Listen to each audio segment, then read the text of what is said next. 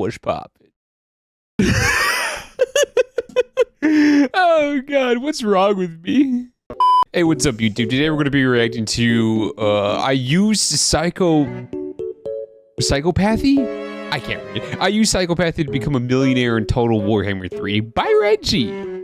Honestly, I've never played Total Warhammer 3, but I've seen plenty of videos about it, so I kind of get the gist of it.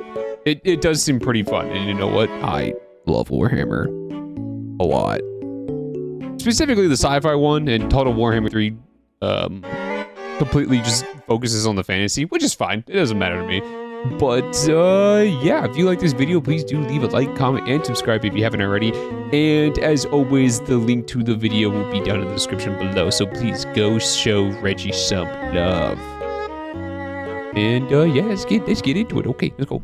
All right, Mr. Reggie, what do you got for us? Goblin. Gentlemen, I have a few questions. Do you like money? Yes. Do you believe in the purity of late-stage capitalism? And yes. Finally, do you ever dream of using illegal immigrants to start an unlicensed gold mine in your backyard? I know I Maybe. do, which makes me uniquely suited for today's challenge, because we will be playing as King Lord Beezer of the Noblar Empire, and our goal is to amass a treasury of 1 million gold. Then I can finally retire and go home to my hideously disfigured Noblar wife. That's my dream, and I'm willing to commit as many Ponzi schemes as it takes to see it through. That's Sam Bankman-Fried. Isn't that guy? I think he's like in jail now, no? If I memory serves, I think he like actually shares a cell with Diddy, and that's actually hilarious. He just scam a bunch of people, end up in a cell with Diddy. Ooh. I guess he gets to experience firsthand what a Diddy party is like. Can we use aggressive business strategies to make our million, or will we be extorted and assaulted by stronger and less financially literate species? I remember watching the Chaos Dwarf trailer for when they came out for Total Warhammer 3. They looked so cool.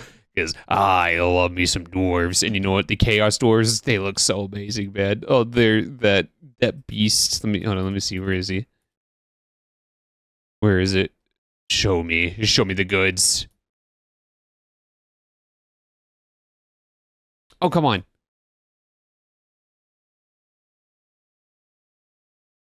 Show me the goods. Yeah, this beast right here. This was in the trailer. This is the thing that roared at the very end. Oh, amazing. I love it so much. Extorted and assaulted by stronger and less financially literate species. There's only one way to tell. Now, let us begin. The first and most important step in any money-making strategy is ad time. 14 years ago, my life was a living nightmare because I was using an unoptimized web browser. It was so inefficient and hogged so many of my resources. Not an unoptimized web browser like Google that uses up all your RAM. We had to survive on rations of 200 kilobytes of RAM a month. But all of that changed because they didn't make it. And also, I started using the sponsor of today's video, Opera GX. Opera is the refined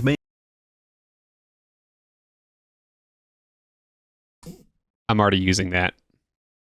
I already have it, so thank you. Browsing experience. It allows you to limit memory usage, and by downloading mods, you can customize the browser to your exact specifications. For example, mine has its own wallpaper, along with background music and custom sound effects for opening and closing tabs. But where do I know that noise from? Rock sliding. I think I actually have that in my sound folder of sound effects. But I don't know where it's like originally from. It's probably never going to come to me because I have the memory of a rock. Yeah, I got the memory of a rock. I can barely remember anything. All right, let's go. By far, the best part is the keystrokes. When I edit my voiceover, I have to manually remove hundreds of instances of me inhaling, and it bothers me because it feels like a waste. So I humbly. Yeah. I inhale into my mic all the time, like a lot. Prostrate myself before you, the viewer, and offer my collection of pulmonary ventilation to accompany your each and every keystroke. Now you can close your eyes and pretend I'm right there Yes, with his you. inhales as the key But press Opera button isn't content sounds. to stop Okay. there. They've also integrated helpful software such as ChatGPT into their browser. I find this extremely useful because I don't have time to keep up on current events. So I ask Opera's generative AI to summarize entire scientific articles in a single word. Then I take all of those single words, put them in a Google Doc, and ask Opera to summarize that. Now, thanks to Opera GX, I have the cumulative knowledge of the entire scientific community condensed into a singular word. And that word is? Garage.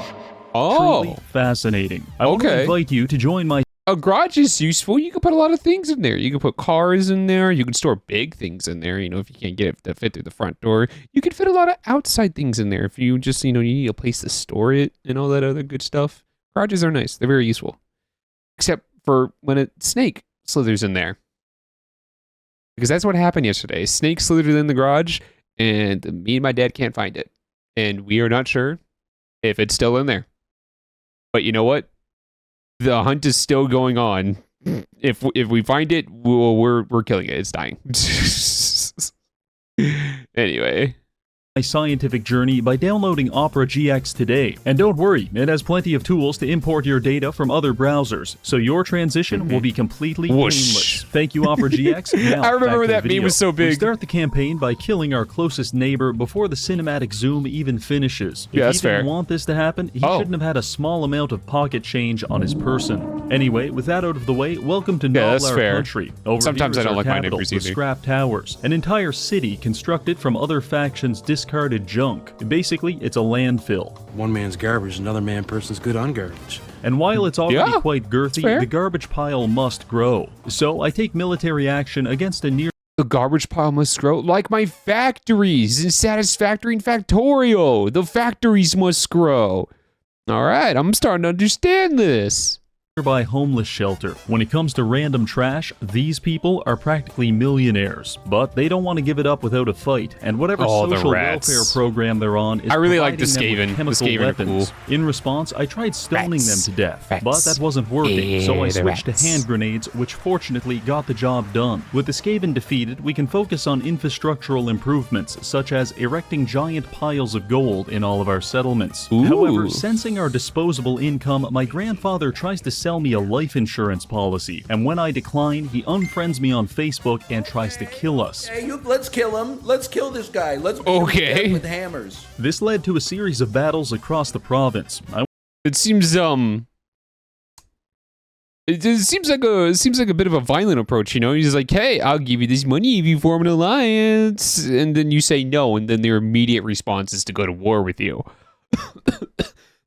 Okay, yeah, looks like his curse really caught up to me. All right, yep. Ugh, excuse me. I want to say that I pride myself on every unit in my army being expendable, because Oh. it makes me feel better when I kill all of them through my own negligence. However, I love it when my employees are expendable, you know, just like how I try to get the children to go into the coal mines for me and to mine all the coal. And if some of them don't make it back, well, it's just more money in my pocket, if you know what I'm saying. you can't get much more expendable than an already dead body, so we had some Ooh. trouble with Helmet. But if you ever find yourself being victimized by a 90-year-old man, simply pick up and throw a potato-sized rock at his head, and I promise you, he will never recover. That's what You know, potato-sized rock versus old man head. Yeah, the rock's going to win a lot of the time. So, you know, that's very good. I did, and Helmand is now dead. Winning this war awarded us with the Golden Crown of King Lord, which makes Lord Beezer suck marginally less. With Nice. Helmand Gorst currently rot-maxing I in like the it. field, we can finally engage in the Rot-maxing. real No, Noblar gameplay, which is recruiting several drug addicts and sending them into the world on dog sleds to collect copper pipe for us. They're basically my own little fleet of garbage trucks. Each trash pile that they collect has a random item along with a few hundred scrap, which I can use in multiple ways. I could staple it to my soldiers as a form of Kevlar armor. It works just okay. Or I could use it to pay criminals to rob people for me. For example, I just stole 6,000 gold from Imric, and there's not a goddamn thing he can do about it. That's kind of unique. You have scavengers to go around for you, and you can just bribe other people to do stuff for you. This is pretty cool. I'm gonna lie. might not seem like a lot, but as my garbage armada grows, we're going to be collecting a lot of scrap. Nice. Unfortunately, there are others that wish to usurp my garbage throne. Perhaps the only person who enjoys the filth of a landfill more than me is Kugoth. Oh, the Mr. Baldy Man himself. Okay. Yeah, the walking manifestation of Nurgle. I remember that edit too. That was really funny. So I decided to share my scrap metal with him, in the sense that I launched it out of a catapult and eviscerated thousands of his sewage-covered followers. You know what? Hey, that's what we call Amazon same-day delivery right there, baby. All right, who cares? It got to your front door. We got the picture as proof, and it's in your hand, which is also just happens to be lobbed off way over there from the scrap. Anyway. Kugoth actually defeated me in a few battles, because the anatomy of a Noblar does not hold up well against it. You know what? You are throwing scrap at them, and that's garbage. And you know, Nurgle, they pretty much are the epitome of that. So it might have made them stronger, but yeah. Giant predatory insects. However, it is the shared Okay, if I press play, I would have saw like the giant predatory insects. So props to me for not paying that much of attention. I have ADHD. Thank you. mental illness of every artillery commander to believe that you are exactly one volley away from winning the entire battle. So obviously I tried again, and things went so poorly that I just conceded halfway through. Thankfully our luck changed when I unlocked my greatest ability, Lord Beezer's Royal Knob Cheese. When I bring this bad boy out, you're looking at an explosion of poor hygiene that kills even the most grizzled slop connoisseur. I know, that sounds excessive, but let me tell you something. When Lord Beezer walks up to you and smears his chunky knob cheese across your face, you'll wish you were dead. With I'd off myself at that point. Oh goodness. In Minecraft, of course. that, we finished off Kugoth and conquered the Dragon Isles. Given that all of our immediate neighbors are now dead, we can enter. I like me some cheese, but I can't take smelly cheese. Okay, I just can't. It's if it smells too bad, then I don't want it. Okay, get it away from me, or I will throw it at you. Phase 2 of my money-making strategy, cutting costs. You see, I dream of a world where every one of my soldiers is paid not in gold, because that belongs to me, but rather with a firm handshake and a gentle kiss. Unfortunately, the labor unions don't share my vision, and these armies get really expensive, so I'm going to settle for downsizing. However, in case it wasn't obvious when I blew up that old man with a hand grenade... I think it's obvious. Just kill the labor union. Done. Then you can keep all the gold for yourself. Who's going to stop you at that point, you know? Warhammer is a pretty dangerous place, and just like how a hermit crab needs a shell or a transvestite hooker needs a pimp, I too require a source of protection. This is why I will ingratiate myself to the living heart attack that is Greasus Goldtooth. Greasus is a violent and deranged lunatic who is, first and foremost, morbidly obese. I can see that. Important because it means he is Greasus Goldtooth. Greasus is a violent and deranged... I just realized his name. Hold on, can I... Yup, I just realized his name is right there. Greasus Goldtooth. He's probably completely covered in grease. Like, so much so, if you tried to, like, swing and hit him with a melee weapon, it'd just slide across all this thick layer of grease. The living heart attack that is Greasus Goldtooth. Greasus is a violent and deranged lunatic who is, first and foremost, morbidly obese. Indeed. That last part is important because it means he understands me. He knows what it's like to want more than you need and to kill thousands to acquire it. So to gain his favor, I've created a Noblar undercity in his capital. It increases our relations and provides me a percentage of his income every single turn, thus allowing me to his suffer money from his obscenely large teat. Okay, you didn't have to. Flavor. I also put you like the flavor. You didn't have to zoom in on that, please. Built embassies to improve our relations. I am a Gwai Lo, and the Chinese want to hate me. They yearn to implement a no-child policy upon my bloodline, but they cannot resist Noblar diplomacy. With that taken care of, we've secured all of our Noblar diplomacy. And by Noblar diplomacy, meaning I give them scrap and they do what I want. I'm assuming, at least. Borders except for the west, where the Chaos Dwarfs have been staring at me angrily for the past 10 turns. Why you gotta piss off the dwarves, man? They're cool! They're cool. They mine resources. They like to go into the mines, you know, rock and stone. Or Carl, they drink beer. Oh, man, you're screwed now. You pissed off the Chaos Dwarves.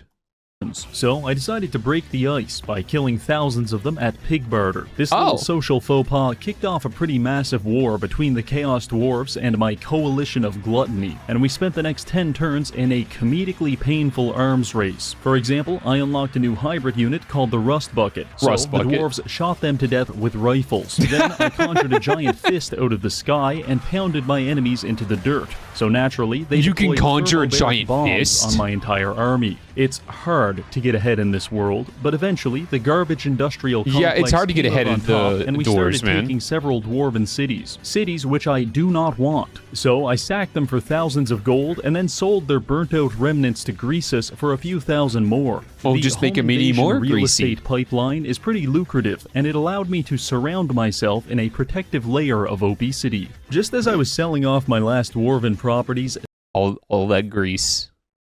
the most sexually ambiguous man alive declared war on me. Hi, can I have a foot-long cock? I mean, oh, fuck. This Yakubian ape might not look like much, but his armies have some of the best mounted units in the game. Little does he know, we also have cavalry. However, they got hit pretty hard this season, so I had to settle for piggyback cavalry outfitted with random kitchenware. Either way... Wait, that's actually funny. You can have the goblins piggyback on other goblins instead of just like the little mini line things? I don't know what they're called, but hey, they might be better than horses. Might. That's if their, little legs don't give out, but who knows? I was excited to see how this would play out. It's only double their body weight. By the time I got down to Imric's territory, he had already been killed by a colony of rats. This is truly a high elf moment. I've made a severe and continuous lapse. Oh, high elves. Yeah, no, that makes sense. Yeah, high elves. I don't like them. They're pricks. In my judgment. So I compromised by killing the Skaven instead. They did try to stop me, but unfortunately for them, their struggle for life coincided with me unlocking giants, domesticated rhinoceros, and whatever the hell this thing is. By the time I wiped them out, I had sold so much of their land that not only had we made 150,000 gold, but Greasus decided to fully commit to his pay-piggy lifestyle by offering to become my vassal and provide me tribute every single turn, meaning that I have completely inverted our power dynamic, and my pimp is now paying for the privilege of protecting me. And fortunately so, because Strength Rank 3 Ungrim Iron Fist has just declared war on us. And let me regular tell you, dwarves. I'm afraid of this man. Never mind the fact that his as you should be, for the dwarves are strong. You beat their artillery, they'll just come back with bigger artillery. His army has flamethrowers, attack helicopters, and an entire machine dedicated to throwing axes at you. Ungrim... That's actually pretty cool, the axe throwing machine. That's not... I might actually just have to play Total Warhammer 3. Because that just seems so cool. Himself is nearly invincible. My first battle against him went pretty good, because within 10 minutes I had disabled his artillery and killed most of his infantry. But what followed was 40 minutes of Ungrim using his thick dwarven fingers to personally perform a prostate exam on every member of my army. Being manhandled in such a way was fundamentally incompatible with my brain chemistry. So, Dwarven might is unrivaled. I had to physically dissolve my brain and assume a new submissive identity. That was the only way I could prevent an otherwise unavoidable suicide. Don't get me wrong, this wasn't my first choice. Okay. In fact, I did everything in my power to stop this little freak. Dude, look at that. Look at that unit. No, go back. Go back. Go back. First choice. In fact, I did everything in my power to stop just tanking all that. Freak. I tried using poison-tipped spears, ramming him with a rhinoceros, and I even resorted to calling in artillery strikes. At the end of the day, the only thing that proved even marginally effective was human wave tactics, and he personally killed 700 Noblars before finally giving up. Fellas, this is what we classify as an auto-resolve only character. Anyway. No, we classify that as an absolute unit that cannot be stopped. He was pelted with so much artillery and spears that, he killed 700 of your men, bro. All right, just give it up. He's him. With the world's most fatal proctologist forced into retirement, we were able to piece up the rest of his empire without too much trouble, and all of it went directly towards empowering Greasus. In fact, by this point, I was learning to control him, much like a fleshy new appendage. Now, finally, I am surrounded on all sides by people who, through the use of intense propaganda, have been converted into my friends. And so begins Phase 3 of our plan. You see, over the past 60 turns, my garbage crews have been scouring the globe in search of highly valuable artifacts, and as a result, I have discovered several very large and very wealthy cities inside of which I may construct my Noblar underbellies. And little known fact, each underbelly is connected by a series of tunnels, meaning that I can travel between them. For example, I can use my tunnels to travel from my starting area all the way to Lustria in a single turn. And once I'm there, I can just go hog wild, sacking every settlement I find. Because when I'm this far away from home, my actions do not have consequences. You want to know the like Johnny Somali, man. Dude, his prison sentence just keeps going up and up and up and up. I don't understand him, man. It's like when you got like a court date coming up, which I think he already had it. It's already passed. But like, you're supposed to shut up. You're supposed to do nothing and stop talking so you could try to get as little of a sentence as possible, bro. That's the strat. And you did the opposite of that. And the result? It just kept going up. So, not gonna miss him for when he gets put behind bars. Anyway. The best part, Lord Beezer's abilities allow him to make about 75% more gold from sacking settlements, meaning that when I walk up to Gorok's holy city and take a big fat shit in the streets, I am compensated to the tune of 15,000 gold. So that's exactly what I did. I went to Lustria and spent the next 15 turns fist-fighting wild animals, such as this weird-looking gecko and one particularly smelly little rat. They put up a pretty good fight, but by this point, Don't tell PETA that. His kill count's getting higher than PETA's. Make sure they don't find out. They'll get upset. They don't like it when somebody's kill count's higher than theirs. I was a quirked-up Noblar covered in his own feces, which, for the uninitiated, is the strongest form of Noblar. After I was done explaining to the wildlife that covering yourself in your own poop makes you stronger. I take their territory and sell it off to the huntsman to maximize profits. With this technique, it wasn't long before I was at 300,000 gold, only 700,000 more to go. But my real estate empire was quickly derailed when Gorok's obese cousin started consuming all of my customers. This sounds bad, but actually, it ushered in the next evolution of my money-making strategy. In an effort to prevent Mazdamundi from muck-banging all of my clients, I teleported to his capital city, sacked it for 22,000 gold, then I used my scrap metal to create a faction of Noblar resistance fighters which purchased his capital from me for 3,000 gold and some diplomatic agreements. With that, we now have a fully autonomous Noblar junta operating in Central America, and since most of Mazdamundi's armies are currently elbow-deep inside Marcus's colon, oh man, your ass feels great. I was able to rip through his territory, sacking I think that I don't think that was a normal video. everything and selling it back to my new vassal. This took a while, but by the end of it, our stockpile of gold had passed 650,000. With profits like that, it was clear that this was God's will. So that was my new hustle, teleporting to major urban areas, destroying them in one turn, initiating a military coup, and then teleporting off to the next target. It's also worth mentioning that at this point, I had fully leaned into the diplomatic playstyle, with embassies in several major factions, along with plenty of research and even some special buildings all artificially boosting my relations with the AI. Furthermore, I was a founding member of the Chinoger Military Alliance, which was one of the strongest in the game, meaning that no one wanted to fight me. Basically, I was a bully, but a bully that everyone liked and respected. So when I would tunnel my way over to your capital... That just means they'll give you the money without you having to ask. Brilliant strategy. All the money is now yours. You'll definitely get the million. ...city and beat the shit out of you, it was treated as an act of God, and no one would interfere. Hey everyone, big heads up.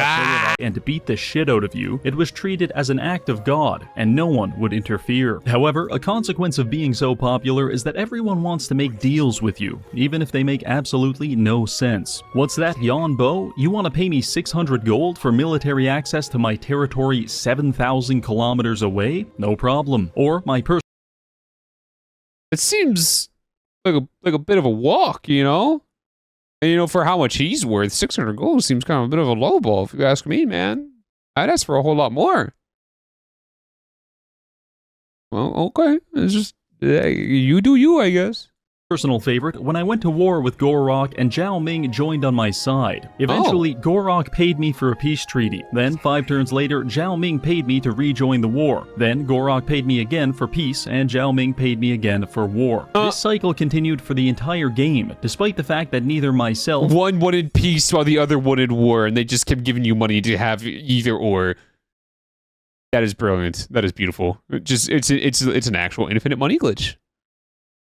Gorok or Zhao Ming had even fought each other for the past 60 turns. Beyond that, I was also reifying my position as a global leader by manipulating international relations. For example, the Chaos Dwarves and Archaon were getting a little too friendly, and I didn't want them to ally against me. So I took an army up north and beat the hell out of one of Archaon's little gimp allies. This pissed him off real good, so he chased after me directly into Chaos Dwarf territory. Then, once he was inside, I used my heroes to spam block his army over and over again, trapping him within their borders and running up the trespassing penalty until the Chaos Dwarves absolutely hated him. It's difficult to control the world through a series of secret societies and subtle plots, but just manipulate the allies into hating each other. Oh, that's brilliant. it's all worth it. Anyway, back to work. I took Beezer over to Araby and attempted to initiate diplomacy with Rapunzel. To facilitate this, I spoke with the most intelligent Frenchman in the entire kingdom, but unfortunately, communication was still impossible. So clearly, XQC. Dude, I can barely understand a word that man says. Even his own dad was like, dude, I don't understand a word that you say. I think there's a clip about that where his own dad was like, dude, you don't have good speech. I had to euthanize them. Rapunzel tried to stop me, and she had enough artillery to make it competitive. But in the battle of weird equestrians versus homeless man on a garbage throne, the homeless win every time. I spent the next 10 turns remodeling North Africa into a Noblar colony, passing 800,000 gold in the process. But when Ikit Claw attempted to muscle in on my operation, I had to put him in his place. I thought this would be easy, but the reality of the situation is that he has sniper teams, Gatling guns, and weapons of mass destruction. Meanwhile, I have an entire army suffering from late-stage tetanus. So I decided to grit my teeth, grab the bull by the horns, and completely fuck it up. Yeah, no, that sounds about right. The rats, they be the rats. Poison and artillery miniguns, bro. They will beat your crossbows any day. My African campaign, but that's all right because we've got bigger things to worry about. You see, the endgame crisis just popped, and I have a handful of child coal miners trying to invade my territory. More importantly, though, I notice they have a ridiculously wealthy capital city. If we can fight our way there and sack it, it'll easily push us past our goal of 1 million gold. The issue is that I have only 2 armies back home. One of Wait, you have 800k right now. That place is worth 200k or over it. It's a lot of money. Which is just 800 people LARPing as cavalry, and the other is my Foreign Legion, which is composed of about 7,000 level 1 Noblars and a few Chinese guys. I did my best to stop the Dwarven advance, but I am thoroughly convinced that the Kadai Destroyer was selectively bred over several generations to create the perfect Noblar extermination device. Dude, how you like all your tiny little goblin guys right there with their wooden clubs and sharp sticks against an amalgamation of metal and actual chaos. Yeah, say the fight's about even.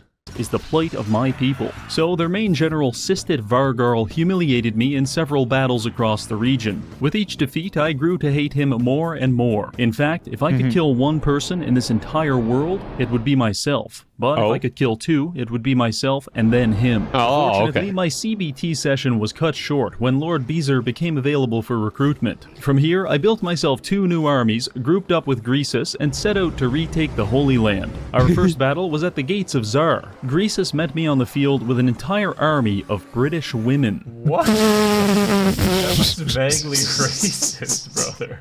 Utterly terrifying. Meanwhile, I was bringing hundreds of rust buckets, scrap launchers, and a mobile suit Gundam. Conversely, the enemy army was entirely goblins, and within 5 minutes it was entirely dead goblins. The Whoa. warpath continued, with us fighting That's our way cool. through several battles, until finally we had reached Zarnagrund. With us sitting at 980,000 gold, this is all so we close. need to win. Obviously, it's time to pull out my secret weapon. He's pulling his cock out! By spending 500 scrap, I was able to enact the not wasting stuff procedure, otherwise wasting known stuff? as cannibalism. By encouraging my soldiers to consume their fallen comrades in the middle of battle, they can regenerate their health and die painfully about 12 seconds later than they would have otherwise. Nice. Also, it saves me a ton of money. With my army now appropriately min-maxed, I began the siege of Zarnagrund by hurling 9 months of precious refuse directly at my enemy's defenses. Their walls couldn't handle it, because they're not garbage-pilled like we are, and within minutes my slop enthusiasts were pouring What do you through mean the the gates, scrap along with is hundreds of defeating nobblers the- scaling the walls defeating to the the dwarves? west. The fighting was fairly intense. Gun lines peppered my giants with incendiary bullets, flame elementals cooked my terracotta warrior to perfection, and above all else, a giant magma Not the cannon Gundam. was working around the clock to That's repaint so the cool entire settlement looking. with the blood of my nobblars. I That's think a I great actually might have plan, to play this until game. the surviving nobblars eventually swarm you and stab you to death with sharpened sticks. With their artillery taken care of, it was just a matter of time before they folded. And when they did, I sacked Zarnagrund for a total of 55,000 gold, putting us Yummy. well over our 1 million milestone. So I stood there next to my closest ally, Ah, the Grease luxuriating in Man. the bliss of my ill-gotten gains. But while I was doing this, I couldn't help but notice that Greasus has a literal treasure chest on the back of his mount.